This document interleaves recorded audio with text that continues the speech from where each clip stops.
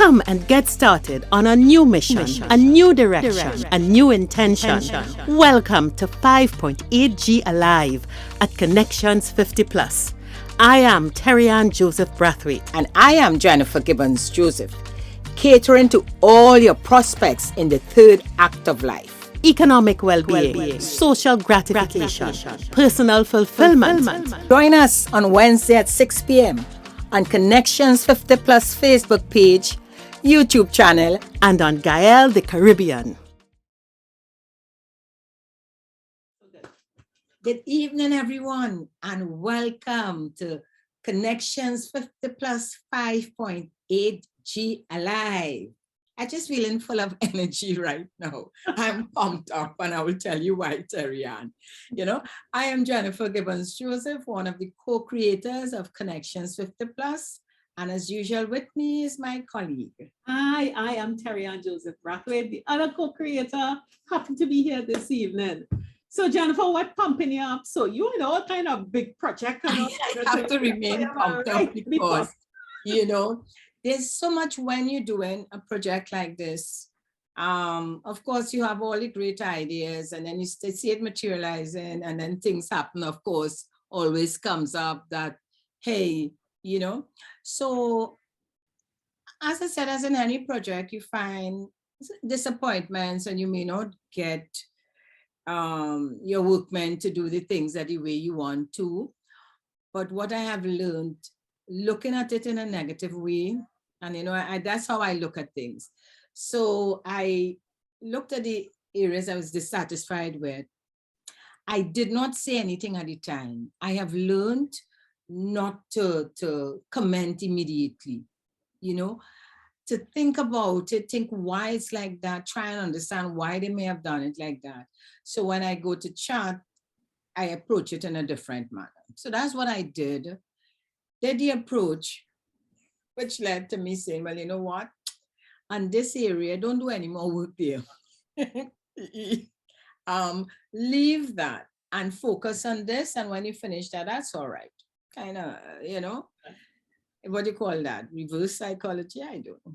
But the main thing was not approaching it in a negative way, in terms of a blame game, that sort of thing. And also to keep my energy high because I have to continue. I have to continue until the end. Jennifer, So that's why I'm pumped up. I came here hustling and to come on the show that I had to hustle and I said, hey, you keeping positive, yes. You know, when I come on, I have to be positive. If I could say, I think it is what I will call the perfectionist curse. And I see it in, my parents have it, or they have it bad. And it is because you are a perfectionist. Now, listeners, Jennifer starts by saying she's seeing things that she would like the people to fix. And she's finding a nice way to tell them, listen, don't do that. I don't want you to do that. So she's investing energy in that. But people, 2 weeks ago, Jennifer started this project with the intention that it is ready for tenancy on the 1st of June. Jennifer starts talking by telling you about the things she wants the people to fix. And does this say, you know, the project finished on the 1st of June? Oh yeah, you know, that's I would say it is 95% completed, but the other 5% is me. Yeah, that's what I call the perfectionist curse. Yeah. You look at the 5% and not the 95% first. You look at the 5% first because you want it to be 100. But the achievement of the 5%, the 95, is tremendous.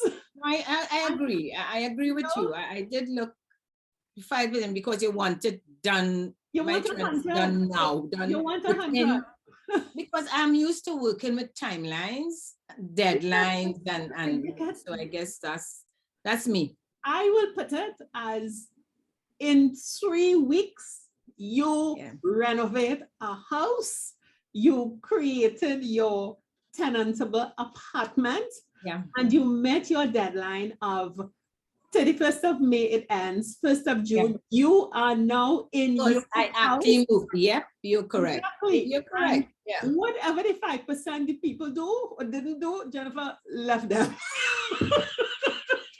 I think it is wonderful that the 95 was done, and he did a great job, you know. Yeah. He mentioned today, he said, it seemed that you're annoyed with me. I said, no, I'm not annoyed, but as you know you're not happy. I'm focusing on the 5% and not the 95%. Which I would say, Jennifer, maybe continuing on our theme, you may be increasing the cost of your happiness by looking at 5 and not 95. Actually, I'm happy about it. I'm happy about it. I will be happier. You're happy. First up, leave it there. But I'm happy about it. I'm happy about the achievement. Yeah, absolutely. I'm sure the 5% in the context of the whole is not significant, and it will work. No, it isn't. Yeah. Definitely. Now you remind me, this weekend I was talking to my parents in the same way, and I had two jokes. They're going to kill me, of course, because I'm talking about their business. My mother was downstairs and she was quarreling about a dry leaf in one arrangement of several floral arrangements that she received. And I said to her, you don't want to look at the arrangements rather than the one leaf. Perfection is cursed. You want that annoying, you have to move it out, you know? No, look at the others. Forget about that leaf. Just forget about it. Look at all the others. And I wouldn't go into my dad and his and he has it worse. Terry-Ann, you had something to be really, really happy about too. Congrats. Congrats on your special award. You know, that was a great achievement.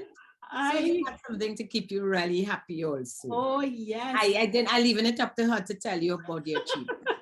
Well, about a couple of weeks ago, something in my past, for those who know me a long, long time may know that I was president of the Students Guild way back in 1983, 84, that term. And I was the first female to occupy that position. And the Guild of Graduates, the Guild of Students, as part of the university's Diamond Jubilee celebration, dug up the history and contacted me and wanted to recognize that achievement. And they created an award in my name. That's big. Award, which will be given to a woman who was involved in campus life and showed innovation and stuff like that. So I was invited as a VIP at the big gala, and it was a gala. It was really Jennifer had to buff me because I'm like, this award or whatever it is. It's big, and it's the University of the West Indies. It's a big achievement. So it was, once they send all the nice little stuff to me and so on, so I presented the award. It was announced and I had my name up in the banner and I was on the stage and everybody was looking and taking pictures and I dress up. So that was a real bright, because as I told you all last week, I mean, I forgot about the car, not taking on the car, I'll get it back in about a week's time. Mom, from her fall, she's healing beautifully. No bones are broken. And I'm going through another switcheroo with my help. But in the middle of all that, I was awarded. Jennifer, another beautiful little thing that happened, and I want to mention it again, because we're talking about our cost of happiness. I give assistance to a group called Boys to Men. You may know that. And one of our presenters, Ian Jeffers, is the founder of that group. And one of their chapters did a Boys to Men program in the St. Mary's home for young men. And the program was targeted to 13 to 17-year-olds, especially some of the boys who are going to be leaving the home. And they asked me to be the feature speaker at their graduation, which was on Saturday. So I got an award Sunday and I went graduation. I didn't know about that one, eh? Yes. And let me tell you something. Jennifer, we're talking about cost of happiness, and people have to understand, happiness is an intangible thing.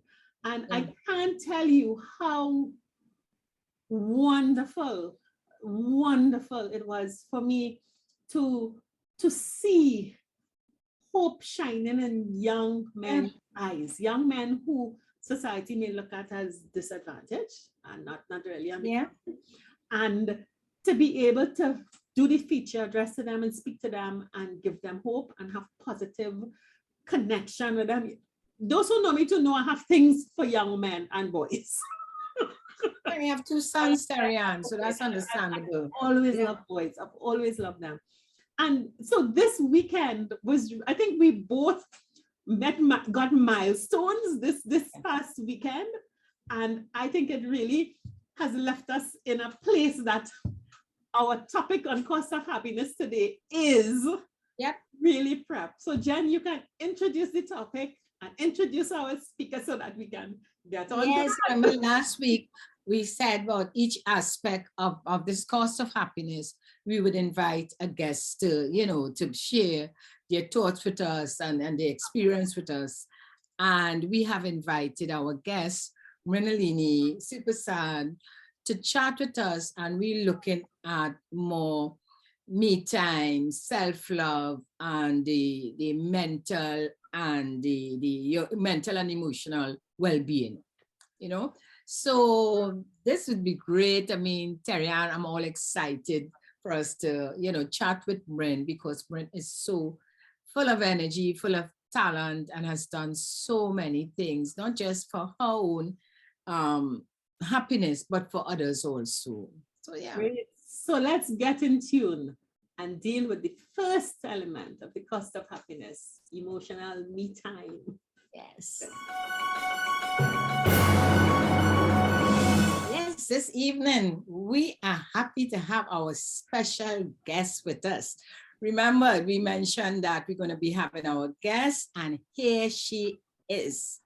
We have with us Mrinalini Supersad. And Mrin, some of you all may have already know this face, because Mrin is one of the top sales consultants with Guardian Group. And Mrin is not just a sales consultant, and you would see behind her all the certificates. Listen, if we go to the other side, certificates all around her and trophies. So that says a lot about the type of person she is, not just a sales consultant, but just guess what? She is the founder of Brave Heart Women Group of Trinidad and Tobago. So as we talk with Mrin more, and we are talking about happiness, the cost of happiness, and Mrin is here to share with us. We are dealing more with it, with the mental and emotional aspect, how we can just stay happy. And Mrin will share with us how she stays happy, looking good, healthy, active, you know, the type of woman when people watch, so gosh, I wonder how she does it. So Mrin, tell us about what you think about when we talk about the cost of happiness. What comes to mind to you? Good afternoon, Jennifer and Terry-Ann. So happy to be here with you all this afternoon. And Jennifer, I've known you for so many years, and you always smiling and happy as well. So you know, I am sure you know what it takes to be happy. But you know, Jen, I have found that women feel guilty when they put themselves first. And I say there's no reason to feel guilty in looking after you. So there's no reason to feel guilty in looking after me, right? If I do not love myself and treat myself the best, I have to be at the top of my to-do list. And if I am not treating myself well, then I am empty and I wouldn't have anything to give to others. So this guilty feeling that some of us have, that we feel that we must put everybody else first and we must be last. I think that was something that when we were growing up, it was like they say you must see about others first and then see about yourself. You must look after others. But when you are on the aeroplane, what do they say to you? Look at yourself, secure yourself first before you can help anyone else. So it's the same way. You have to find that space and you have to accept that. And you cannot feel guilty. Because if you start your day with that guilt, then your day does not really turn out positive, and there'll be unhappiness. So I am saying that there should be a balance in life. You know, I always share that circle of life, and in that you can draw all the quarters and then get all your segments. And if you examine that and you find that here's what, there's too much of socializing, or there's too much of work, too much of what I would say, too much family time, then we need to have that balance. Because not long ago, I should say, I passed that time, I paid my dues, where there was packing lunch kit, looking after children, get breakfast done, all those things. We've been there, done that. We are now looking after ourselves. We have to pack lunch kits and look after children. So we need to spend this time on ourselves. So if you look at the circle of life and you plug in the various aspects of your life, then you will see what is happening in your life, or see what is happening in our lives. I would say taking care of ourselves has to do with health management. Of course, going to the gym. If you cannot go to the gym, you can walk in your yard, around the house. There are many ways that you can look after yourself to keep that mental and emotional feeling. Otherwise, you know, I say to people, it's like keeping my sanity. And it has to do with grounding. It has to do with nature. It has to do with relaxation. Whatever you find that you can do that makes you happy and comfortable, that is what we need to do. So it relieves that stress. I mean, stress is a killer. We all know that, right? But taking care of ourselves is important. Agree with me, right, Jen? Yes, Terry-Ann. I totally agree with you. And let me let Terry-Ann come in here, because there's a question I want to ask you in terms of an activity that you do. So let me let Terry-Ann come in here, and then I will ask you that particular question. Yes, I think, Bryn, you hit so many points that I know many listeners are probably, yes, yes, yes, yes. But inside, that yes is a very external thing that I think a lot of us in this 5.8G cohort, because society, media, social media, and we're supposed to be free and open, it says we should be saying yes to those things, but inside, not happening, not doing it at all, and still don't know how to begin to put one foot in front of the other to not be. I love the idea about that lunch kit rope that tight, you're still tied to the lunch kit. You know, the lunch kit, and it may be a lunch kit for children, it may be a work bag for a spouse, it may be all kinds of things. But you know, we have this way of speaking it so that we always talking about fronting and we putting out that image. But when we really look at our lives and we look at what's going on, we're not there. Are you seeing that conflict or that inability to truly give yourself permission to take care of yourself, and for men and women? Terry-Ann, I believe that it is a choice. You have to want it for yourself. You have to know what you want. What is going to make me happy? What is fulfilling me? What is beneficial? Okay, I hear you. Yes, we may have spouses and we have to pack the lunch bag.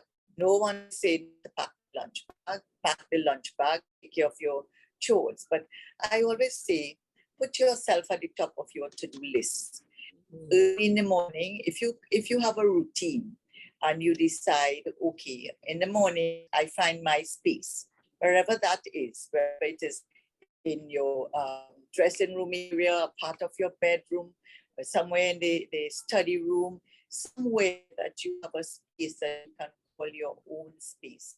And you let your family know, this is my time. As Jennifer would say, me time, and I say self is all about self-love. So you find your space and you let them know, here's what, I have to have the quiet time for myself.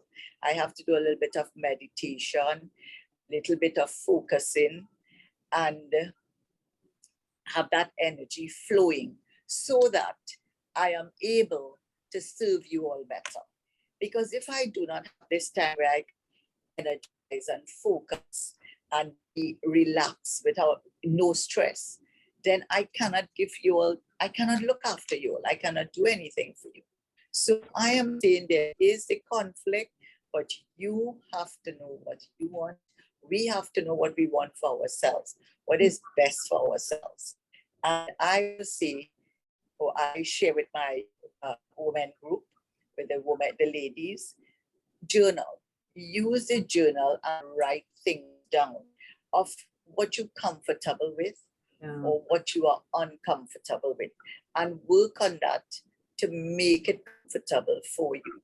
And I will also recommend, even before you go to bed at night, you can do a little bit of journaling so you do not go to bed with the stress or whatever is on your mind.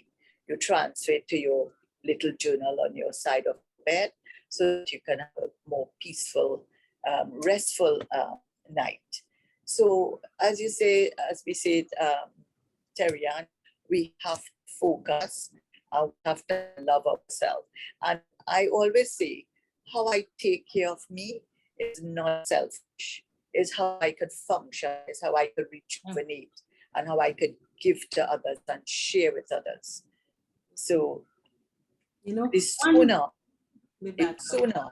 we decide, this is what I want for me, and this is what is going to help me. Yeah, you know, Jennifer, just before you bring on your point, I want to say that sometimes, you know, the room that many of us get tied up in is that kitchen. The kitchen is the prison. The kitchen is the prison, really. That really grabs everything.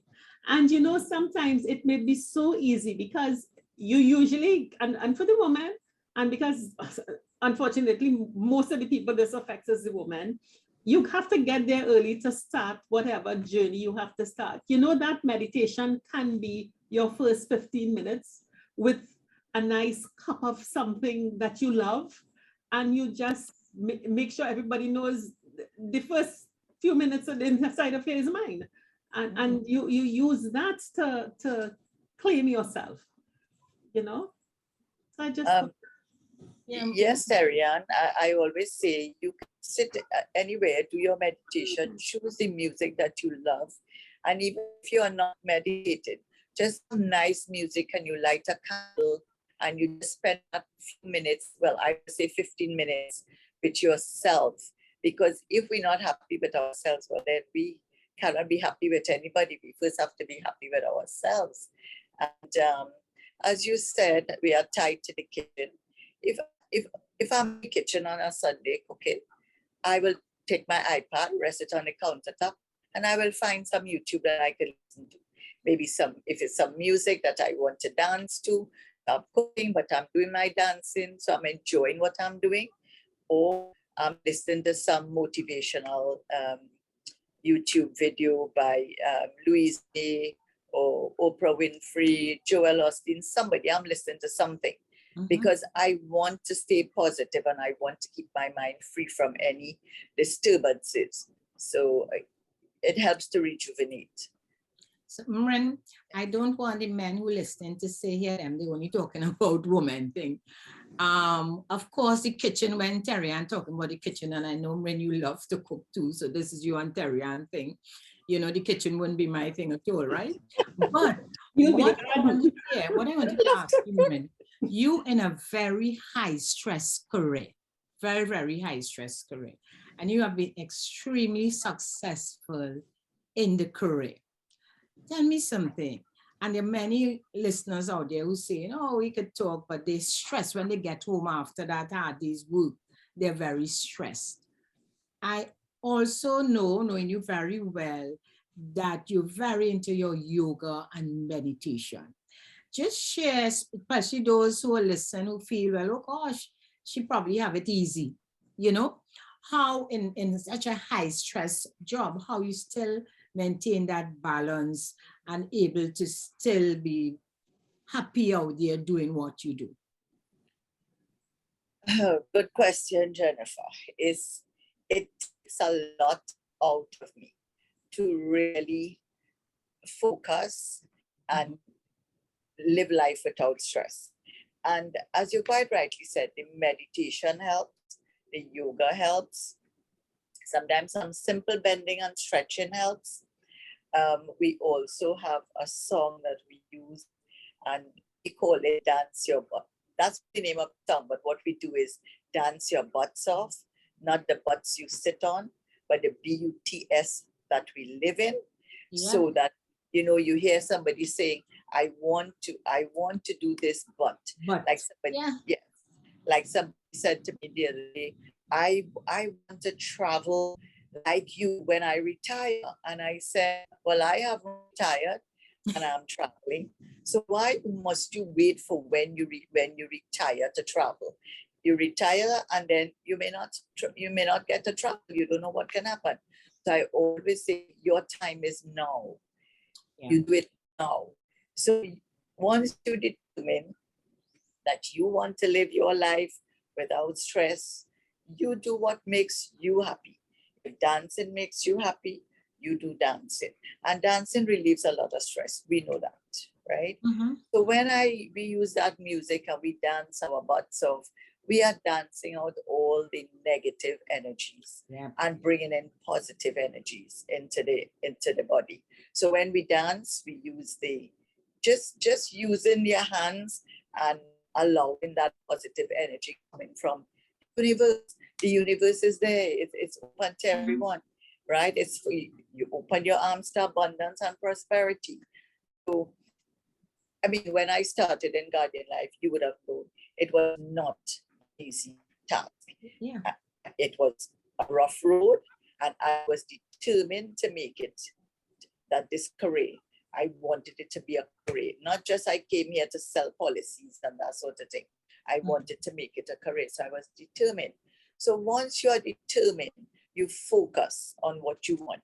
So let's say you're a working woman like myself, or both of you, working, you have your goals, you list your goals, and you determine what you really want. So it's where you see yourself, what you want and what you really want. So once you connect with that inner self and you find your purpose, you find your passion, these things help you to stay focused and not be stressed out. So yes, the job is stressful. You might find one or two clients very stressful and you have to deal with that. But here's whatever is in my head, I make a list, right? So it comes out of my head. Once it is in your head, it's very confusing. So once you have it in your journal or on your to-do list, it becomes less stressful and you're able to function properly. And I tell people, allow deep breaths all the time. That is a winner. Allowing deep breaths straight into your stomach and breathing out, letting it out through your mouth. And always the exhale must be longer than the inhale, right? So you let out all those negative energies that are inside of you. And once I do that, I find it's very easy to handle any situation. So if I'm going on an appointment, I do a lot of deep breathing before I get there, so that by the time I get there, I'm very relaxed, and that energizes me. So no, I share with people that think that you reach here just like that, it was all hunky-dory and successful. No, I paid my price. And of course, it's something, it becomes a routine. You have to keep with it all the time. It's not that I prayed yesterday, so I don't pray tomorrow. You have to start your morning with God and ask God for guidance and ask Him to keep you on the right track. And then you do your meditation and then you do some bending and stretching. I go out early in the morning in my backyard and I feed the birds. I put breadcrumbs for them. And here's what, this morning I felt a little guilty because I didn't go out very early. And by the time I got out there were no birds. And I said, oh my God, these birds are starving. So by the time I put out the breadcrumbs, I was hearing a lot of noise and they all came by. So it's a routine that I have mornings, that going out there, feeding those birds. And that is where I get involved with nature. And that's what helps to relieve any stress. It's really awesome when you get involved feeding birds or whatever animals you may have. It helps with stress as well, So that's how I've done it. The grounding, the meditation, the yoga, some exercise, eating healthy, trying to get my veg and fruits as much as I can, along with the food that I eat.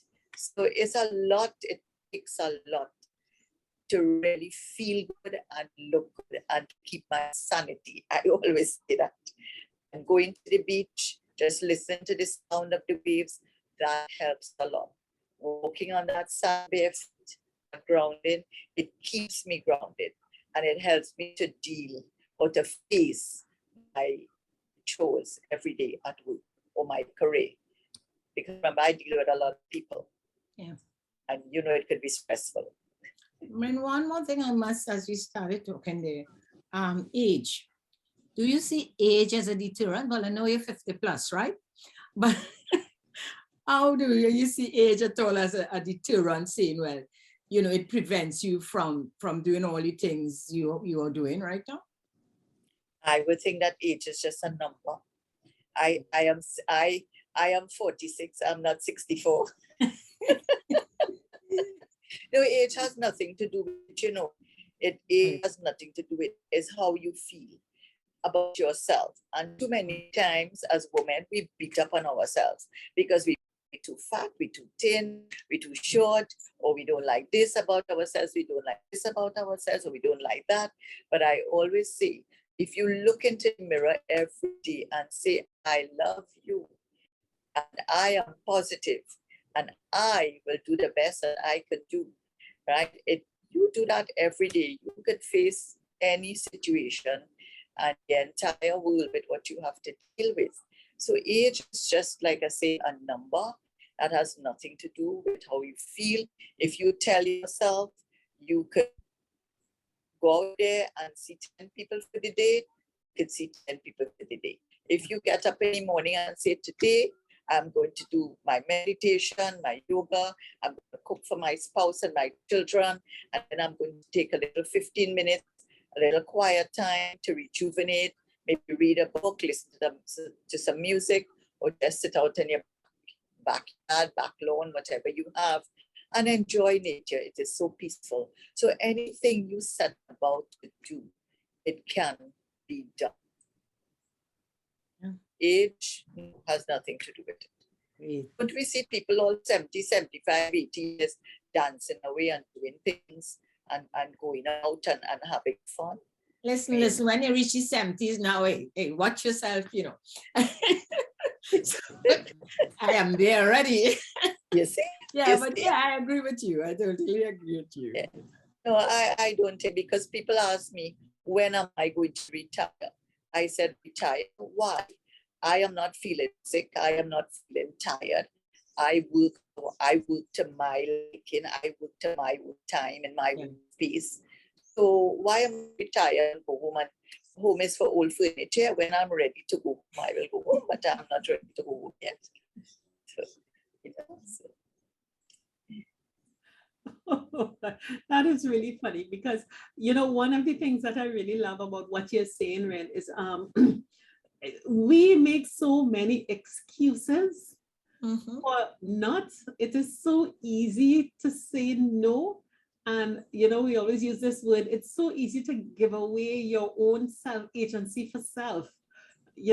As you say, it is the mental decide, make a choice that you've got 30 years on this beautiful third act stage, it can't be done in as a complainer or as a person who is not living the life they know they want to live. And I think you're such a beautiful example of how to do it. Yes. Because you are doing it. It's not that you've done it. You are doing it and you continue to do it. And it's no one can say that anything is handed to you, but you have balance. And I think that is really at the core of happiness. Yes, Terianne, I hear you and I agree with you when you say it's so easy to say no. But why is it? And I took a little note of that to mention it to you. And as you said it, there are times when we need to say no to people because sometimes ourselves. Yeah, that's what I'm saying. So as you said no, how we find it so easy to say no. Sometimes we even find it difficult to say no to other people when they keep asking us, I would like you to do this, I want you to help me do that.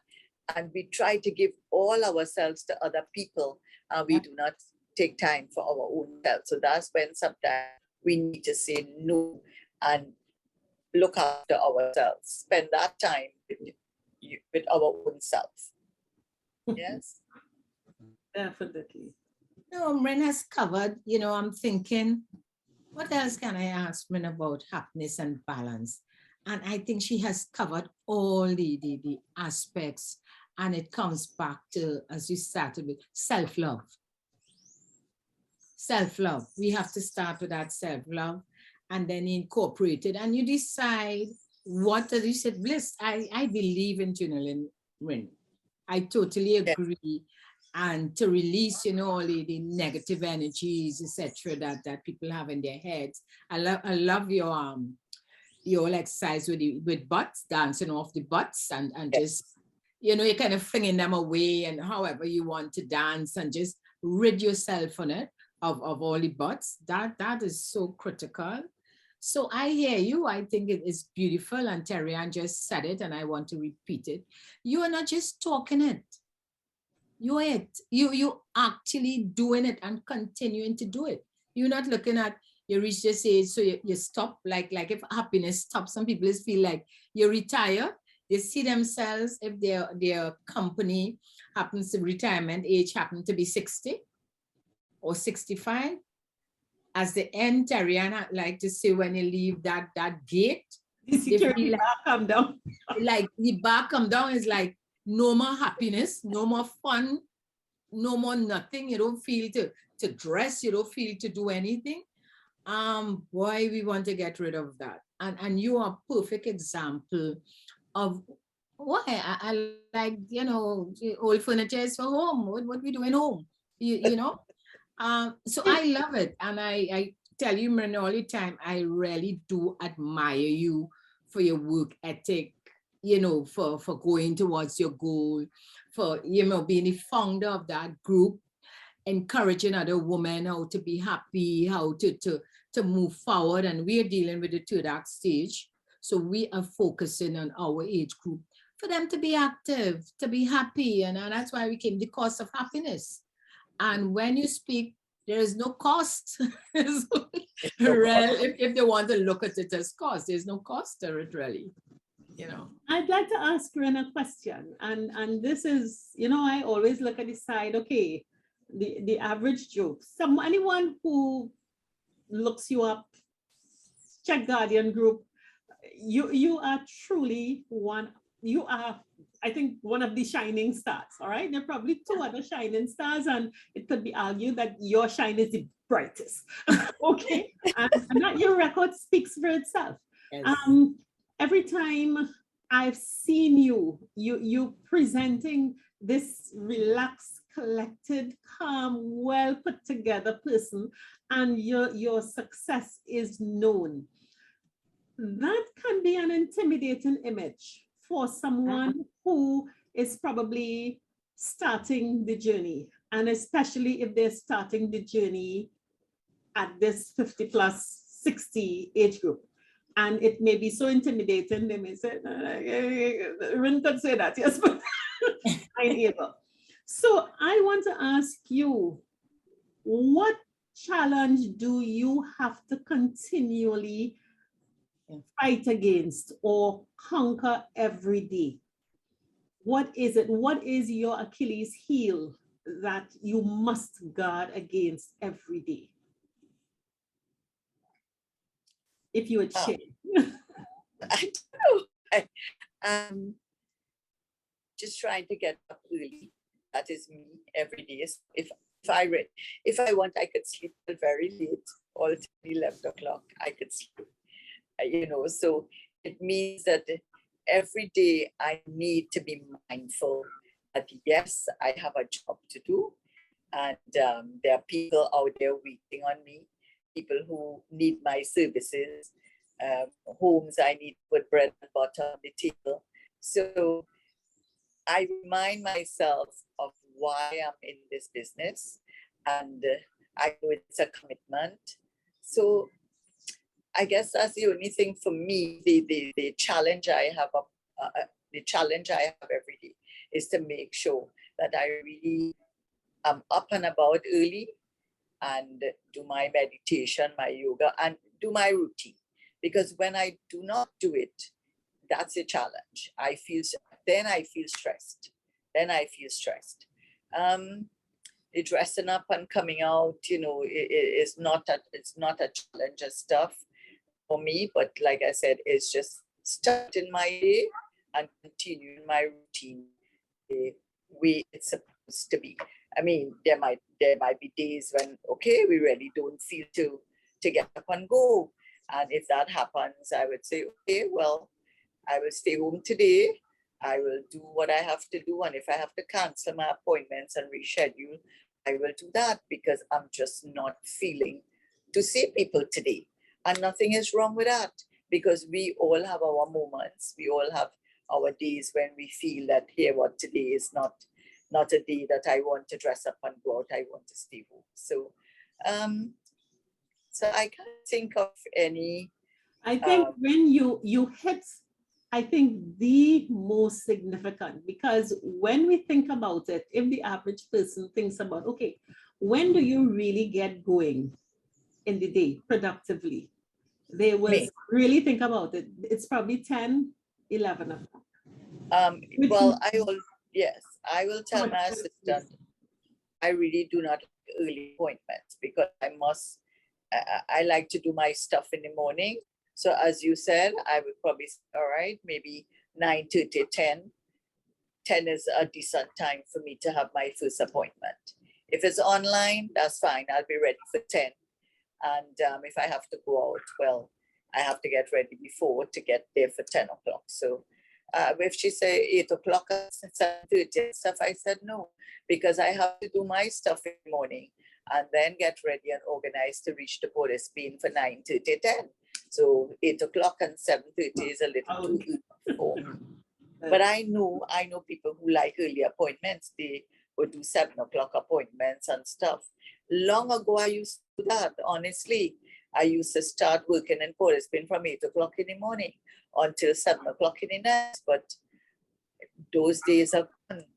I don't think I need to do that anymore. So it's a, like you said, it's a journey. So you pay the price, and then you get to a point where you could mellow down and wind down and enjoy what you do at a slower pace, less stress, but you're enjoying what you are doing.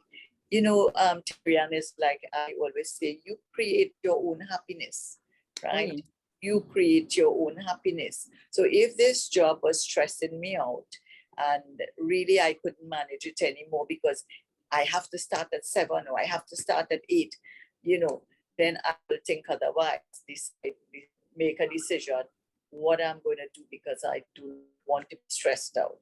Yeah. Because we know stress can eat you away like a cancer. So I am not going there, So this is my thing about it. You create the life that you want. You create your happiness. And when I speak to any of the women, this is the first thing I will say to them. What are you creating for yourself? Is it happiness? Is it peace? Is it stress? What are you creating for yourself? Because only you can create what you want. Jennifer can't create what I want, and I can't create what Jennifer wants. You know, so this is how I look at it. So I thought I had my last question, but this is something within. This would be my last. When Darian asked you the question, and I'm thinking, what struck me just now is that you don't allow what people say about you, the negatives that may be coming at you, that come at people all the time. You may find this one not happy with you, or the jealousy, all the different things, that clearly you don't allow that to enter your mind to affect your happiness or your day. Is that correct? Yes, you are quite correct, because they are making themselves unhappy. I am busy with what I am doing, and I'm moving ahead, and I'm getting on. So if you don't like me, or you do not like what I'm doing, I just smile and I say, oh, thank you so much. I mean, I'm not going to take it on. I'm not going to worry about it. But Jennifer, to be honest with you, many years ago, it used to worry me. It used to worry me what people think of me, what they say of me. And then with my training and my courses and all these things that I have done, I realized there's nothing wrong with me, you know. If something is wrong with them, and they need to connect with their inner self and really find out what is in there that they are unhappy about. Is it that they need to go back to their childhood days, some meditation, because it is coming from your childhood days. Whenever things happen with us, or we do things, is what affects us as a child.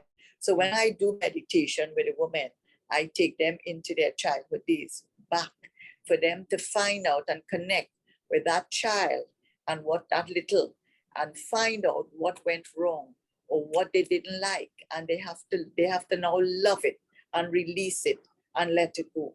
Otherwise, it's a stress. So you are quite right, Jennifer. I used to worry about what people think, what they say about me.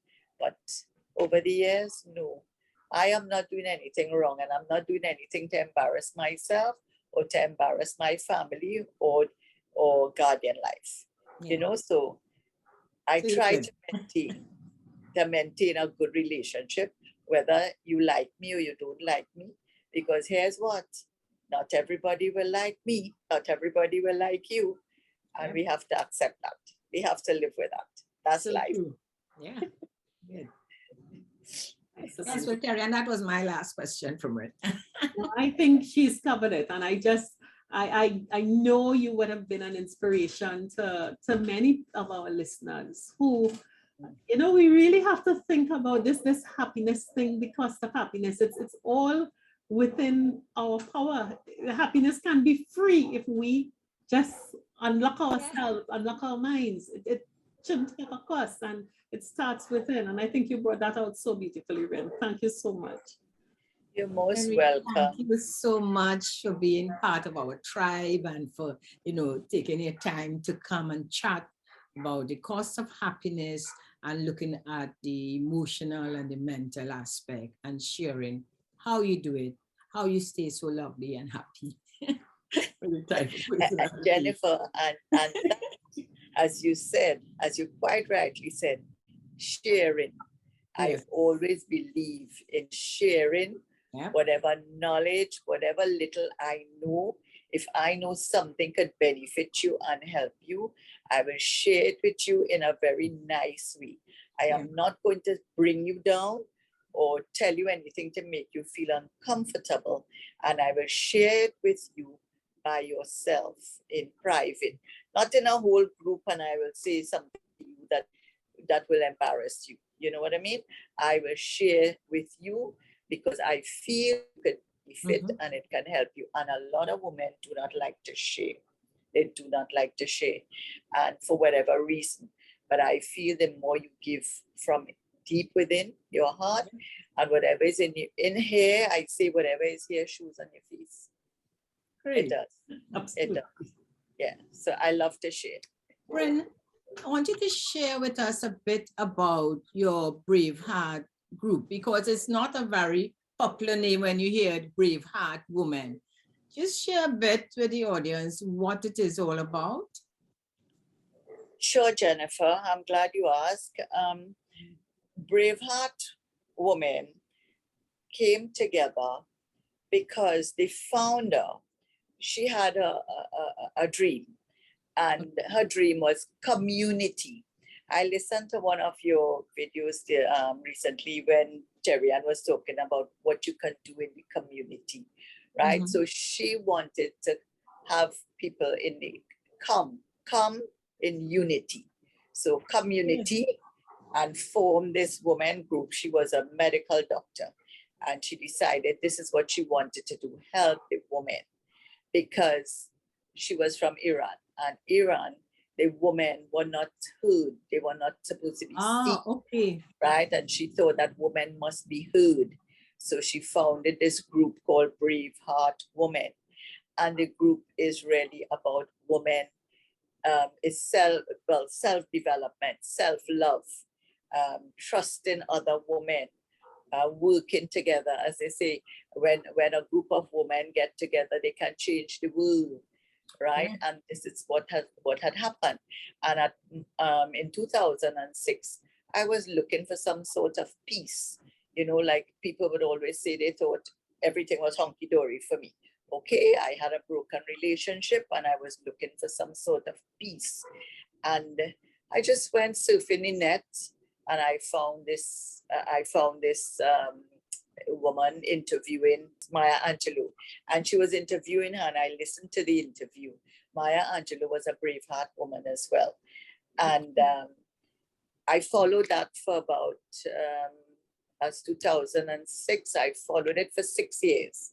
And then Wow. the group, and I found it resonated with me. I liked the tools they were using and the teaching, because it wasn't charity, it was no religion, no politics. It was about me connecting with my inner self and finding that purpose and passion and that peace I was looking for.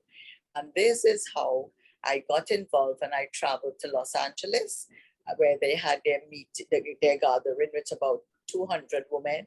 I knew no one, but they just grabbed me up and hugged me and welcomed me. And, my paws raised when I say these things. And I listened to other women who had different issues in their life. It might have been where they were molested as a child, or where they had a husband, relationship problems, different problems, children problems, everything. And they were all there having a good time, dancing their butts off, dancing their butts off, just playing music and dancing all this negative energy. And so they decided they wanted to come to Trinidad. And so the founder came here, and the group was founded. And Jen, I had asked, I remember. when that was happening, if I was going the right way and if you think this would work, and you said you didn't see anything negative about it. And so the first group was formed, and it's the only group here in Trinidad. And this is what we do. We go sometimes we go for tea, or we go for the weekend, Mayaro, Citra, Losiro, just for the women to be together. We'll do some yoga, meditation and things like that. So that's what Braveheart is about. Your group as well, you're 50 plus, you're all doing things similar when I say going out and my group, apparently they're starting to like a lot of that as well. So we try you see, you don't have the 50 plus thing as everybody. You're open to all women. Yeah, because we have different age groups. Yes, we have 35, we have 30, we have 50, we have 60. So we have different age groups. Great. Brenda, so who wanted to know about Braveheart Women Trinidad? What do they do? Is there a Facebook page, a website? What do they do? Yes, Braveheart Women Trinidad and Tobago. It's on Facebook. And I have Confident Creator as well on Facebook. So they could find it. Now they have 27 groups all over the world. So so you could have gone on Braveheart Women Community, but now they have all branched. When I say they have their own names, so they do the similar things like I do under their own name. That they may have Heart to Heart as one name, or they may have Soaring Hearts, different names. Nice. But basically, she has given us permission to use her teachings. Use the name Braveheart without any remorse or any Beautiful. limits. Yeah. Thanks again, Rin, and congrats. You know, this is great. I remember when you started, that's really beautiful. Yeah, thanks, Cherry. Beautiful. Yes. Okay. Thanks, Terry, and thanks for having me. All the best to 50 plus. All right. Thank you. Jennifer, Rin is phenomenal. Rin Yes, it is is. phenomenal. You know, I took 5 main points from her. I love dancing your butts off, move and use your body. And then that tip transfer issues from your head to a list. You know, Yeah. we carry things around in our head. We don't realize we're telling you. carrying a load. Mhm. And it takes away from our happiness. You know, breathe, send the stress out, because even if you don't write down, sometimes you have to breathe it out. Yeah. You know, and that affirm yourself positively every day. And of course, I love that her group, community, come in unity. Oh my goodness, I am putting that on my screensaver. Community, come in unity. And you know, I always talking about that. Community, come in unity. I have nothing else to add. I think you summed it up well. You know, Mrin covered almost all the aspects in terms of us seeing about our mental health, our emotional self. Yeah. You know, I think this is really a fantastic interview, and I'm sure many of you out there, you know, having listened to her will say, yes, this is time. This is about self-love and about happiness. You know, so, yeah. So we move quickly from being in tube to get back to being in tribe, because we know what's on the other side of this. Yes.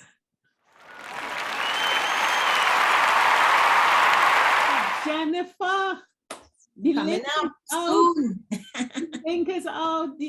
Everything is out. We've had calls, people calling early to say, make sure I get a seat on the boat. And each boat takes 32 seats, only 32, only 32. Yes. 2 boats for the dinner cruise. And here is the ad for that dinner cruise. 50 Plus Tribe, come on board for our June event. It's Sunset Dinner Tour at the Carney Bird Sanctuary on Thursday, the 23rd of June from 3 to 6:30 p.m. Cost $370. Book early as seating is limited. Click on the link below. Give us a call at 682-9202 or 685-8834. See you on board. Those pictures are so beautiful. The Carney Bird Sanctuary is such a beautiful place, and the dinner cruise is going to be so beautiful. You know, it is just going to be beautiful. It would be nothing like this dinner cruise. So you all know where the link is. You all know what to do. Definitely link, make your booking, or give Jan or I a call if you have questions. We have 32 spots. We can't do any more. It's a boat. So we will see you next week. Jennifer, we're getting in with another guest, and we're looking at another aspect of the cost of happiness. So tribe, have a beautiful week. Okay. So Okay. we'll see you next week. All right. Bye. Great. 50 Plus Tribe and follow us from Trinidad and Tobago and the Caribbean. Thank you for joining us on this Connections 50 Plus 5.8G Alive show. We hope you enjoyed the lively conversation and look forward to seeing you next week. Don't forget to like our Facebook page and subscribe to our YouTube channel. We really love getting your feedback. Bye for now.